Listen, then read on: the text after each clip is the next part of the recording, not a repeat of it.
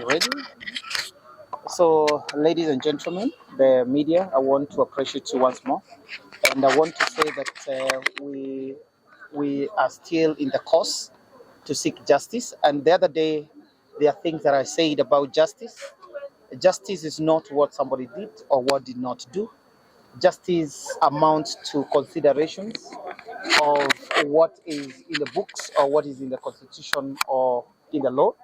And it's also justice looks at circumstances at which something happened or something is supposed to happen. And I want to also say that the reasons why, for those that goes to church or goes to the believers, they say that God is a just God and everybody will appear before God. It doesn't mean, and at times you've heard people say that everybody has sinned against God. And now, does that mean everybody is judged? Of course not.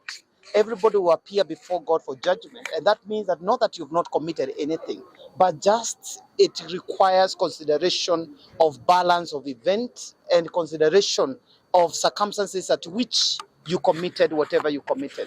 And I want to say that I've been following very closely on the events of the things that are happening in the media today or whatever is happening in this country. And as a young person in this country, as a young leader coming in this country, it is very, very important for us to follow very closely because I'm actually seeing the need for us to do a referendum so that we have a constitution that is very clear, a constitution that protects even the seat of the deputy president, for example, because we cannot have a deputy president who is working at the uh, at the at the expense of his boss. Because what I understand is that 2010 constitution, we actually had to eliminate the VP to DP, considering that we will want to have a deputy president who is elected by the people. But what we are seeing today, we are still having a deputy president who is a nominee or somebody who is just nominated by by his boss. So, ladies and gentlemen, I think it is important for us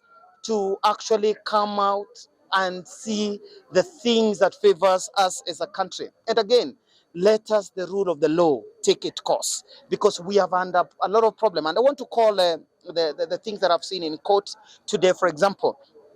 If there's any procedure that was done or when deputy president was getting impeached, it is paramount. It is okay for someone to admit and say that this happened and this should happen at the same time. And I want to also call the Kenyan people. Can we begin to push for the reconstitution of IBC?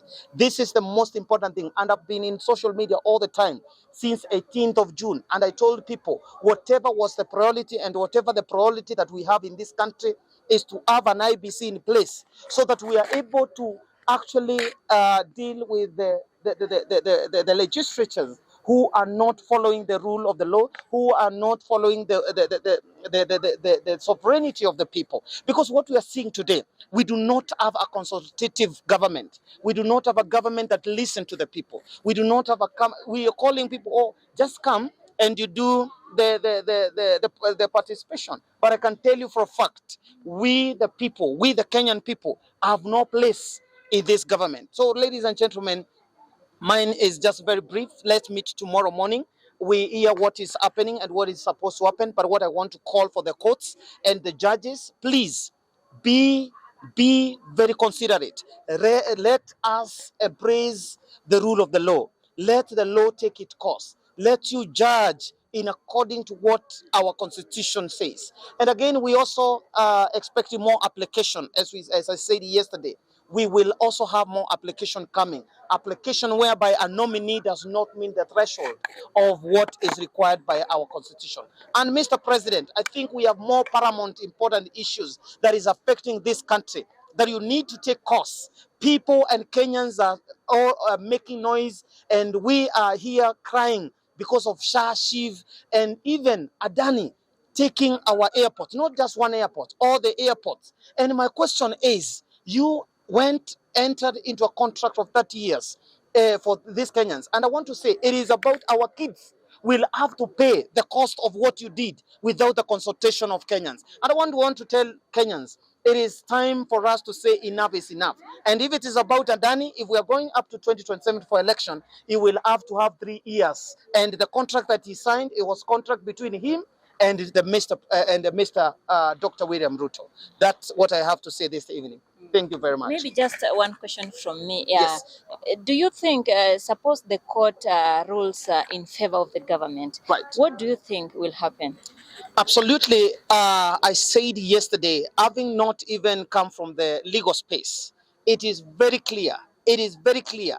Kenyans began to realize from the parliament when this this MP called Musise, Mutuse, Mr. Mutuse was called in Senate, and when Kenyans listened to his questioning, they were like, I think something is more than what we know. So we are seeing allegations that are baseless, to be honest. I'm not here to advocate for Deputy President Rigathi Gachagua, but I want to tell you for a fact, it is so baseless. And if we are doing live audits, can we do live audit for everyone? Because what we are seeing here is allegations of live audit. He owns this, he stole this, he have this. Who is not a thief in this government? That's what my question is. Yes. Most welcome. Sir, can I ask you a question? Yes, sir. Do you think this whole process is taking a toll on Kenyans because it's taking more time? Kenyans want to do some other things, but yet there's like the thing going on. The fact is, this matter is a very sensitive matter. I wouldn't also expect a judge to wake up and make a judgment, because this process, we have had a lot of cases that are time bound, but for this particular case is very sensitive. The accusation of the government, or accusation of a deputy president, or an impeachment of a deputy president is not a small matter. So let the time be there, fine, but can we have justice? And justice meaning observing the rule of the law, observing our constitution, having consideration, having the consensus. Let's hear what people are saying, not a few people who have been given a few coins, China Mandazi, in the parliament, and they come making decision for the sake of Kenyans. For me, and I'll always continue to say, I cannot trust the parliamentarians or the legislatures in this country. It is time to reconstitute the IBC, and we the people, to have people in place that we trust and people who are listening to the Kenyan people. Yes, so we need the IBC as now, so that we are able to have the control of the parliament. And I want to tell you, now we have now 7 years increase of years. And if we are not careful, and I'm telling you for a fact, we are going to have an increase of 7 years. And what that means, it will have 7 years, Mr. Ruto ruled 7 years, then another 7 years, and the 5 years he has ruled is not counted for 7 years. So what we need to have, can we have an IBC so that we have the control of the parliament? We have people who are representing correctly the interests of the Kenyan people. Yeah. There is this narrative that has been going on saying kufa makanga, kufa dereva. Right. Do you think the president and the deputy president should both go home? Absolutely. What that means is one thing. If we have to have justice, it must kufa dereva, kufa makanga. Because Mr. Rigathi Gachagua does not run this government. Whoever runs this government is Mr. Dr. William Ruto. So the fact is that if they have to go, let them both go. If they are not going to go, if it is about live audit, can we also have the live audit of the president himself as well? Because this matter is all about live audit. Yeah. And who in this country does not speak tribal? We have and Wetangula, we have and Mudavadi, we have them saying that we brought lawyers, this is what we want from the government. Who in this country does not talk in reference to their tribe? And then again, I said the other day, being tribal is an undoing word, is something that you're doing. If you take the parastatus today, in this government today, the parastatus is full of people coming from one side. What does that tell you? That is what we call tribal. Speaking about where I come from as a lawyer, coming from Kamba, coming from Kikuyu, coming from, is not tribal. It's giving my identity or protecting my identity as a Kenyan. But when I begin to act or to have actions insinuating of where I come from, then I become tribal. So we should differentiate between a noun, and this other one is called what? An adjective. Adjective. The doing word. Yes. Yes. Thank you. Karibu sana. So, in case I particularly cannot interview my brother has just started, I am also a layman in legal. But if you see what is happening in our country, it's quite contrary to what's supposed to be done. If you look actually in the way things are, like my brother, I can ask him now. You say actually impeachment. You have been impeached. How do you undo impeachment? Impeachment to unimpeached.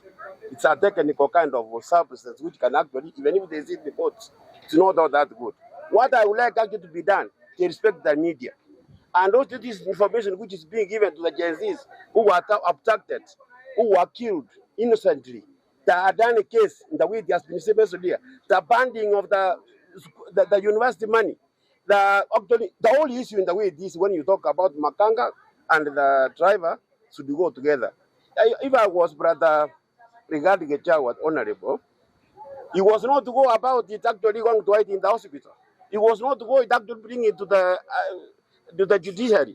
He was to go to the people. He was to resign, go to the people and say, Adani case, abduction, eviction, and these are the issues. When I stand here actually and seeing things which the way they are moving, in the way my brother said, paper written mandates. Even actually when you see our lawyers here, I'm not a lawyer.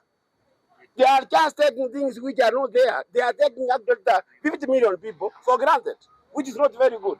And when you look into the law, it is actually very fragile.